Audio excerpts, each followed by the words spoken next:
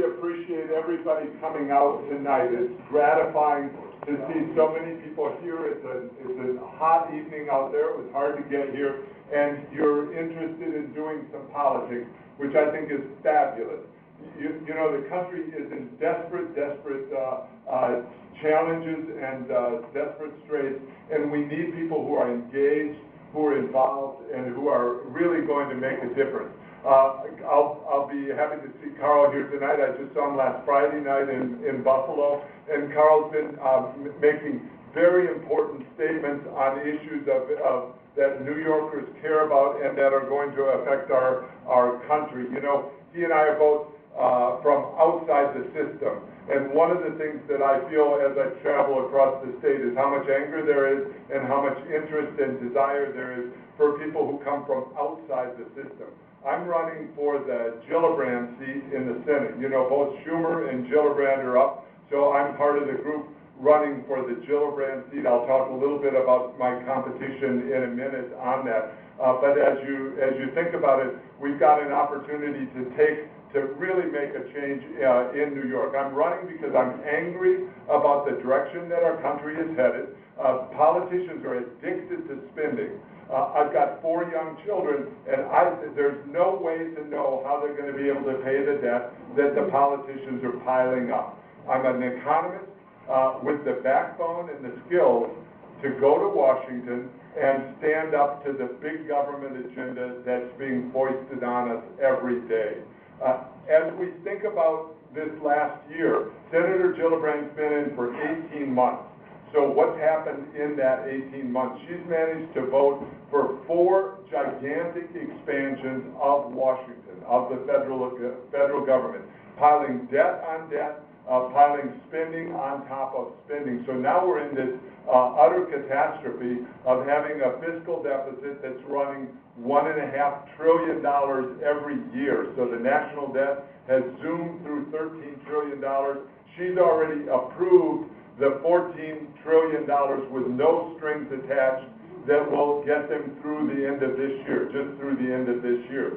So did you want her to vote for $14.3 trillion with no strings attached? No. No. Very clear no. Before that, remember in 2009, she'd already voted for $800 billion in fiscal stimulus with no direction. Nobody, have you seen this 100 bad projects that's out today that Tom Coburn has put together? 100 terrible projects, and if you look through it, it's $800 billion of questionable spending, most of it wasted.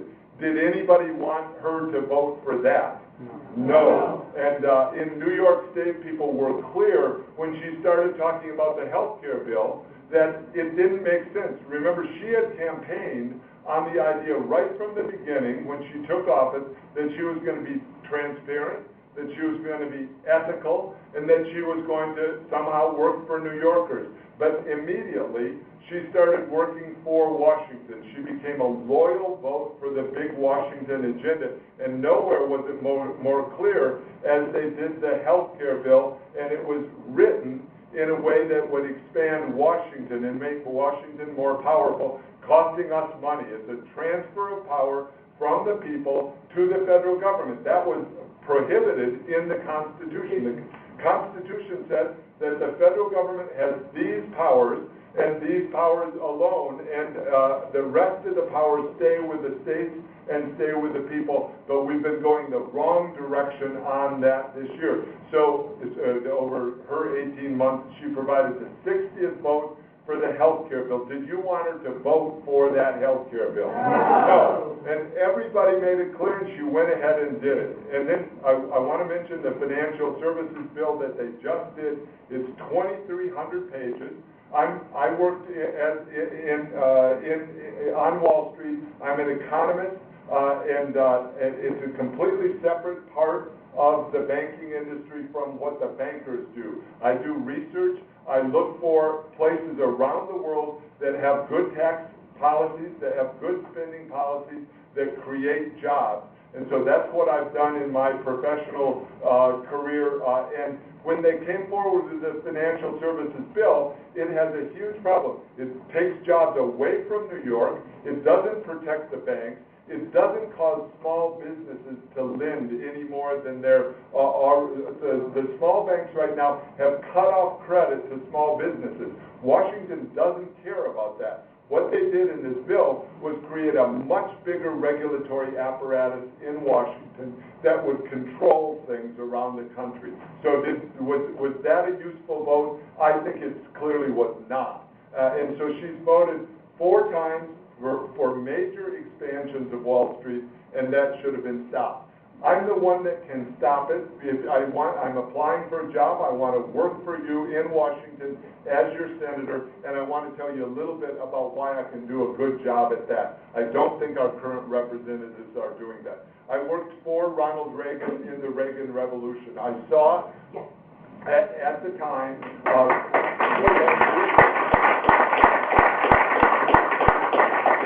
let me step back a little bit. How did I get to that? I graduated from college in 1976.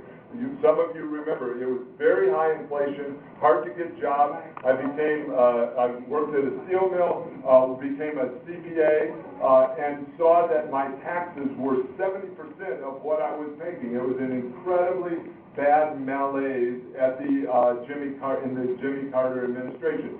In comes Ronald Reagan, has a clear vision that we're going to be a strong nation, we're going to cut taxes, and we're going to bring down the inflation rate, and he's carried that out. So what do? I go straight to Washington. I went to work for the staff of the Senate Budget Committee as the senior analyst for taxes.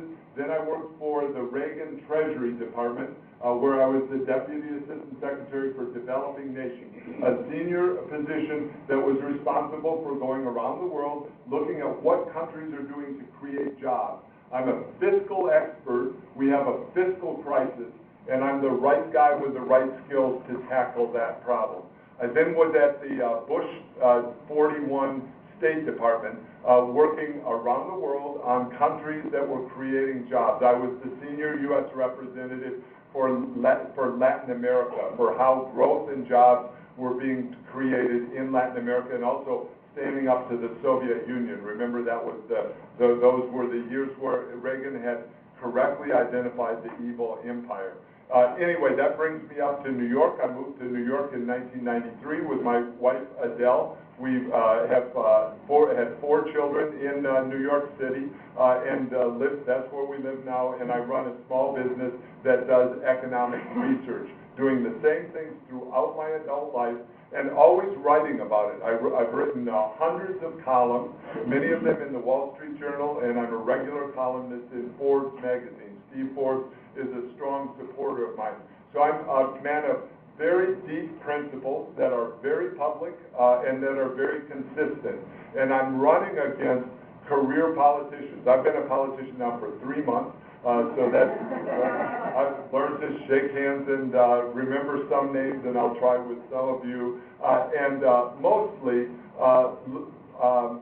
trying to avoid changing my personality, which is one of trying to figure out exactly what the right thing is to do is, and then working like crazy to get it done. That's what I did for Ronald Reagan. I got a bunch of promotions in those years, and we have to bring that energy back to transforming our crisis right now. We need a bigger revolution, a bigger upheaval now than the Reagan Revolution. That's how bad it is.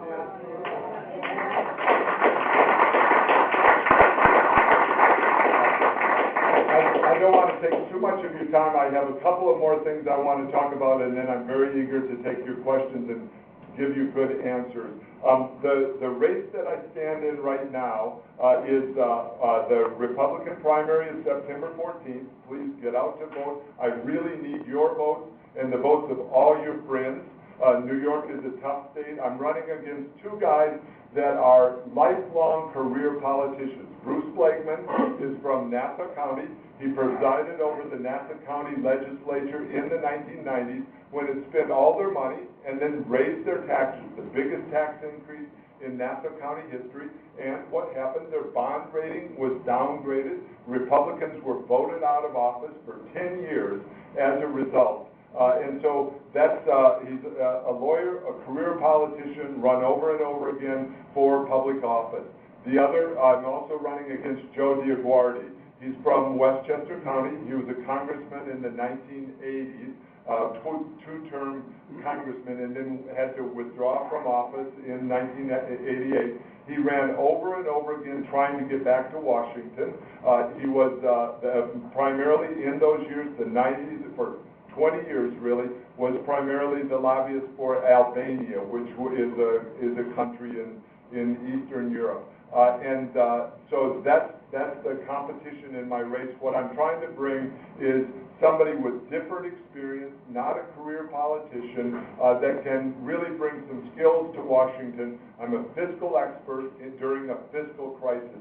So it's the right moment for me to be running and for me to take and prevail over Senator Gillibrand. As you think about it, we simply cannot